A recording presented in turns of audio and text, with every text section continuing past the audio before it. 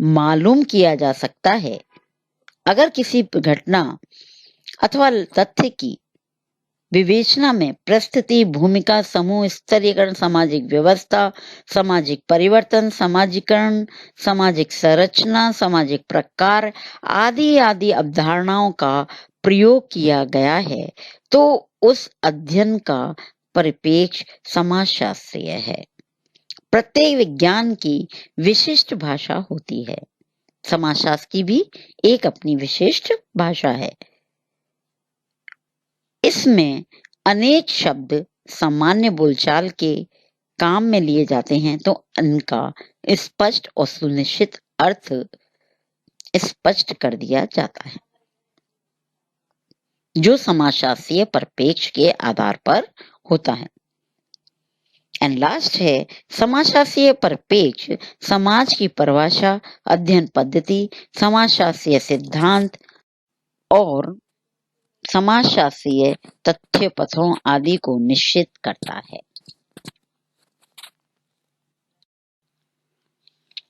इस प्रकार से हमारे सामने समाजशास्त्रीय परिप्रेक्ष्य की अनेक विशेषताएं आती हैं और सबका निचोड़ यही है कि समाजशास्त्र क्या करता है, अनेक प्रकार की घटनाओं के आधार पर वैज्ञानिक दृष्टिकोण से अध्ययन करता है।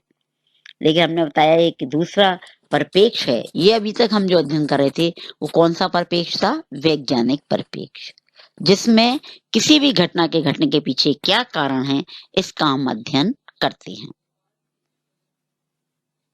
अब आता है दूसरा परिप्रेक्ष्य जिसको हम कहते हैं ह्यूमनिस्टिक परिप्रेक्ष्य, यानी कि मानवतावादी या मानवीय परिप्रेक्ष्य, क्योंकि समाजशास्त्र का संबंध समाज से है और समाज किससे बना है, सामाजिक संबंधों से। और सामाजिक संबंध किसके बीच में होते हैं, एक व्यक्ति के दूसरे व्यक्ति से जो संबंध होते हैं उनको हम सामाजिक संबंध कहते हैं। जैसा कि मैकइवर एंड पेज ने कहा है, समाज सामाजिक संबंधों का जाल है। इस आधार पर अगर हम देखें तो मनुष्य जो भी व्यवहार करता है तो वो किस आधार पर कर रहा है, उसने अपने परिवार से, अब समाज से, अपने अड़ोस पड़ोस से या अन्य जो भी उसके संपर्क में आया, किससे उसने सीखा है, उसके आधार पर उसका क्या व्यवहार होता है और उसके सोचने का जो ढंग है वो भी उसी तरह का होता है। तो ये कौन सा कह रहा था, मानवतावादी या मानवीय परिप्रेक्ष्य। 19वीं शताब्दी के अंत में परिपक्व औद्योगिक व्यवस्था की नई परिस्थितियों और समस्याओं के प्रतिक्रिया स्वरूप समाजशास्त्र का रूप बदला। अमेरिकी समाजशास्त्र में मनोविज्ञान तत्व पर जोर देते हुए मनुष्य को बुद्धि, इच्छा, उद्देश्य, भावना आदि के रूप में परिभाषित किया गया। बदलते हुए परिवेश में समाजशास्त्र में मानवतावादी परिप्रेक्ष्य का विकास किया गया। यह विकास मानवतावादी परिप्रेक्ष्य समाजशास्त्र में उन विभिन्न उपागमों को इंगित करता है जो समाज को इसमें रहने वाले लोगों के दृष्टिकोण से समझना चाहता है। यह परिप्रेक्ष्य समाजशास्त्र के परंपरागत प्रत्यक्षवादी या वैज्ञानिक परिप्रेक्ष्य के विपरीत है। इस परिप्रेक्ष्य के समर्थक समाज के अस्तित्ववादी दृष्टिकोण पर जोर देते हैं। इसी परिप्रेक्ष्य के संबंध में एक सामान्य बात यह दृष्टिकोण है कि समाजशास्त्र को समाज में मनुष्य का अध्ययन करना चाहिए अथवा इसे व्यक्तियों के मध्य अंतःक्रियाओं को सामाजिक जीवन के केंद्र में रखना चाहिए। मैक्स वेबर ने अपनी बात कही, समाजशास्त्र को समाज में अपने स्पष्टीकरणों का आधार लोगों के कार्यों तथा अभिप्रेरणाओं की आंतरिक समझ में बनाना चाहिए। Next, Alfred Schutz. समाजशास्त्र का उत्तरदायित्व पहले उस कार्य को समझना है जो व्यक्तियों ने अपने अनुभवों को दिया और तब उन अनुभवों तथा उनके अर्थों को अधिक मूर्त स्पष्टीकरण रचना है। विभिन्न मानवतावादियों ने एक सामान्यता यह है कि ये सभी उस विशेषता की जांच करते हैं जिसके द्वारा मानवता को परिभाषित किया जाता है। ये भौतिक दुनिया के अध्ययन पर जोर देते हैं। भौतिक दुनिया के अध्ययन पर जोर नहीं देते, वरन उस अर्थ का विवेचन करते हैं जो मनुष्य के द्वारा उसके वातावरण को प्रदान किया जाता है। मानवतावादी परिप्रेक्ष्य के समर्थकों की मान्यता है कि मनुष्य अपने परिप्रेक्ष्य का निष्क्रिय दर्शक मात्र नहीं है, वरन वह उसका सक्रिय सक्षम रचनाकार है। वह स्वयं को परिस्थिति का शिकार मानता है या सामान्य शक्तिहीनता का अनुभव करता है। इसका कारण शक्ति का असमान वितरण है। मानवतावादी परिप्रेक्ष्य में किसी भी चीज का मूल्यांकन केवल मानवतावादी मापदंड के आधार पर किया जाता है। यहाँ सिद्धांत की नैतिक तटस्थता मिथ्या हो जाती है। किसी सिद्धांत का अपने आप में मूल्य नहीं है, वरन उसका मूल्य उस बात पर निर्भर है कि उसका प्रयोग किस प्रकार किया जा रहा है। मानवीय की परिप्रेक्ष्य में नैतिक निष्पक्षता को अनुचित माना जाता है। समझ में आया? किसको हम मानते हैं? नैतिक निष्पक्षता को अनुचित माना जाता है। जिस तरह से वैज्ञानिक परिप्रेक्ष्य की कुछ विशेषताएं थी, इसी प्रकार से मानवतावादी परिप्रेक्ष्य की कुछ विशेषताएं हमारे सामने आती हैं।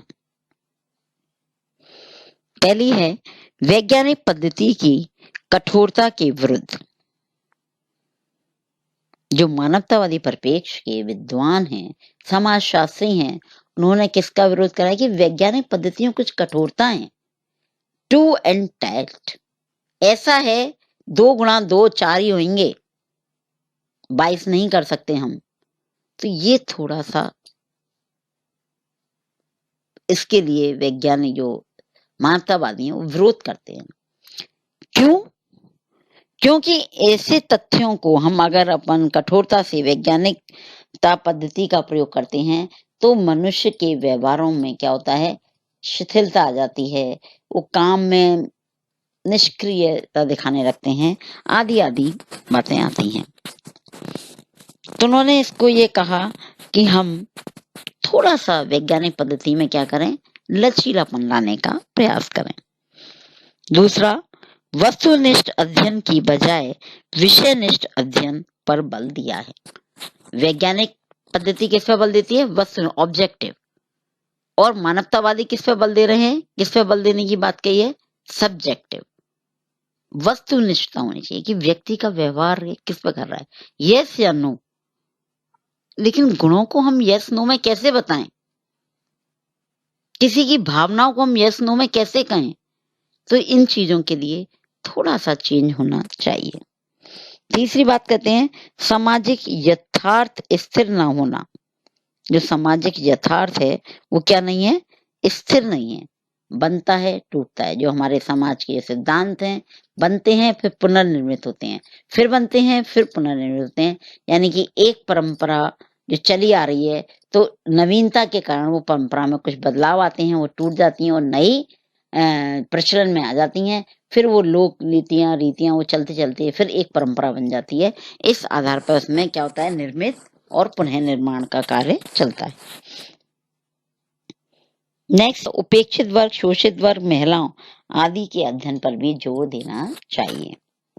नेक्स्ट, सामाजिक यथार्थ की निष्पक्षता का अध्ययन और परीक्षण होना चाहिए। नेक्स्ट है व्यक्ति के अध्ययन पर विशेष महत्व होना चाहिए। जबकि ये किस पे महत्व ज्यादा देते हैं? विशेष जोर किस पर है? समाज के अध्ययन पर। किस पे जोर देता है? समाज के अध्ययन पे जोर देता है, व्यक्ति पे जोर नहीं देता। उसका कहना है समाज व्यक्ति के लिए है, व्यक्ति समाज के लिए नहीं। नेक्स्ट है सामाजिक प्रतिमानों को प्रतिमानात्मक के बजाय अर्थ प्रतिमानों के संदर्भ में समझने पर जोर देना चाहिए। नेक्स्ट है स्वयं व्यवस्था और व्यवस्था के पोषकों के प्रति विरोधी दृष्टिकोण। एंड लास्ट है कि वास्तविकता के निकट पद्धतियों का सहारा, जैसे अवलोकन है, डायरियां हैं, पत्र हैं, आत्मकथाएं हैं, सहभागिता है। ये क्या है? वास्तविकता के निकट, जो हमें किसी व्यक्ति के वास्तविक जीवन के पास ले जाने का कार्य करती हैं या पास ले जाती हैं। तो ऐसे पद्धतियों का हमें क्या करना चाहिए? सहारा लेना चाहिए, तभी हम उसका सही मूल्यांकन कर सकते हैं। अन्यथा हम उसका मूल्यांकन सही नहीं कर सकते, क्योंकि मानव का जो व्यवहार है वो सीमित नहीं है, सीमित है। तो इस तरीके से ये दो प्रकार के परिपेक्ष समाजशास्त्र के अंतर्गत आते हैं, एक वैज्ञानिक और दूसरा मानवीय। और दोनों के आधार पर जो वैज्ञानिक है वो वैज्ञानिक पद्धतियों के आधार पर हम उसका वो करते हैं विश्लेषण, और मानवीय का हम मानव के व्यवहारों के आधार पर करते हैं। कुछ हमारे उसके आधार पर कार्य करने चाहिए, जिससे कि हम अपने कार्यों का सही विश्लेषण कर सकें। Thank you.